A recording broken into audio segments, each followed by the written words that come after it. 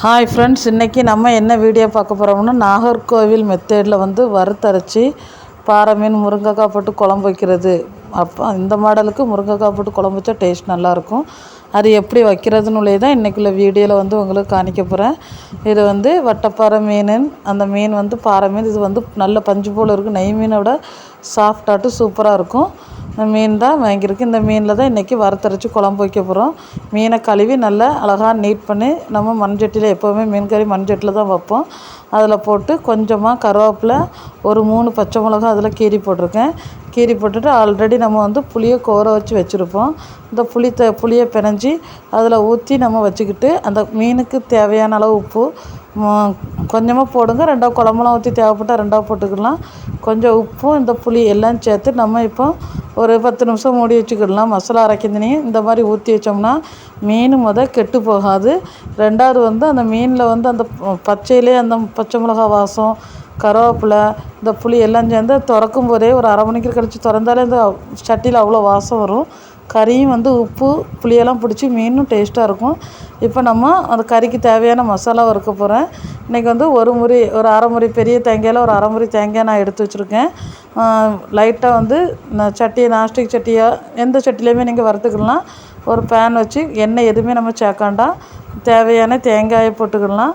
இப்போ ஒரு ஸ்பூன் அளவுக்கு, 1 ஸ்பூன் 1.5 ஸ்பூன் அளவுக்கு நல்ல மிளகு ஃப்ளேவர் ரொம்ப பிடிக்கிறாலும் கொஞ்சம் கூடுதலாகவும் போட்டுக்கிடலாம். நாங்கள் குழந்தைகள் இருக்கனால எண்ணெயும் கொஞ்சம் நார்மலாக தான் எல்லா உரப்புமே போடுறது. அதுக்கப்புறம் சின்ன உள்ளி 1 கைப்பிடி அளவு நீங்கள் போட்டு நல்லா சின்ன உள்ளி, தேங்காய், நல்ல மிளகு, இனிமேல் அது கூட கருவேப்பிலையும் நம்ம இதிலே போட்டுக்கலாம். ஆல்ரெடி கறியிலையும் கொஞ்சம் போட்டிருப்போம், இதுலேயும் கொஞ்சம் போட்டு நல்லா வறுத்து, அதாவது தேங்காய் நல்லா பொரிய வறுக்கக்கூடாது. எண்ணெய் கக்கிரும், உடம்புக்கு கேடு. இப்படி வெள்ளையாட்டு இருக்க ஸ்டேஜ், இந்த ஸ்டேஜ் போதும் லைட்டாக தான் அந்த வாசம் வரும். இந்த ஸ்டேஜ்லேயே நம்ம நிறுத்திக்கிடலாம். இப்போவே நம்ம மசால் பொடி, இந்த கறிக்கு தேவையான மசாலா ஒரு அரை ஸ்பூன் மஞ்சள் பொடி போட்டிருக்கேன். அதுக்கு 1 ஸ்பூன் வத்தல் பொடி போட்டிருக்கேன். ஏன்னா நம்ம நல்ல மிளகு அதில் சேர்த்துருக்கனால வத்தல் பொடி குறைச்சி நம்ம சேர்த்தா போதும். 1.5 ஸ்பூன் போட்டிருக்கேன். இவ்வளோ மசாலாவுக்கும் மல்லிப்பொடியில் ஒரு 2 ஸ்பூன், பெரிய ஸ்பூனுக்கு ஒரு 2 ஸ்பூன் போடுங்க. போட்டு எல்லா பொடியுமே அந்த தேங்காயோடு நல்லா மிக்ஸ் பண்ணி கொடுத்துக்கலாம். ஒரு 5 நிமிஷம் மிக்ஸ் பண்ணால் போதும். நிறைய நேரம் வறுக்கக்கூடாது. மசாலா கரைஞ்சிட்டுனா கறியும் கருப்பாயிரும், ஒரு கசப்பு வந்துடும். எல்லாம் அந்த தேங்காய் கூட எல்லா மசாலாவும் கொஞ்சம் வர்ற மாதிரி இந்த அளவுக்கு நான் தேங்காயோடு எல்லா மசாலாவும் ஒட்டிட்டா இந்த ஸ்டேஜில் நம்ம அடுப்பை அணைச்சிட்டு வச்சுக்கிடலாம். அதுக்குள்ளாடி நம்ம கறிக்கு என்ன காய்கறி போடலாம் அப்படின்னு சொல்லி தான் வறுத்தரைச்ச கறிக்கு என்றைக்குமே முருங்கைக்காய், தக்காளி, பச்சை மிளகாய் இவ்வளோ போட்டால் போதும். நல்லா ஃப்ரெஷ்ஷாக முருங்கைக்காய் வாங்கி 2 வெட்டி ரெடி பண்ணி வச்சுருக்கேன். தக்காளியும் வெட்டி ரெடி பண்ணி வச்சுருக்கு. இப்போ மசாலா கொஞ்சம் ஆறின ஸ்டேஜில் நம்ம ஜாரில் போட்டு நல்லா தண்ணி ஊற்றாமல் நல்ல பொடி மாதிரி திரிச்சிட்டோம்னா இந்த அளவுக்கு நல்லா அரைஞ்ச மாதிரி இருக்கும். அதுக்கப்புறம் அந்த மசாலாவுக்கு தேவையான தண்ணியை ஊற்றி நம்ம அரைச்சோம்னா மசாலா சீக்கிரம் மையாக அரைஞ்சிரும். இந்த மாதிரி அரைஞ்சோன்னா நம்ம ஆல்ரெடி புளி, உப்பு, பச்சை மிளகாய் எல்லாம் போட்டு வச்சுருக்கேன். அந்த சட்டியில் இந்த மசாலாவை தூக்கி நம்ம ஊற்றிக்கிடலாம். அதுக்கு தேவையான தண்ணி உங்களுக்கு அந்த குழம்பு திக்காக இருக்கும். வறுத்தரைக்க கறியில் எப்போவுமே அந்த மல்லிப்பொடியெல்லாம் சேர்றனால அந்த சின்ன உள்ளி நிறைய போடுவோம். அதனால் குழம்பு கொஞ்சம் திக்னஸாக இருக்கும். அதனால் கொஞ்சம் தண்ணி சேர்த்துக்கிடுங்க.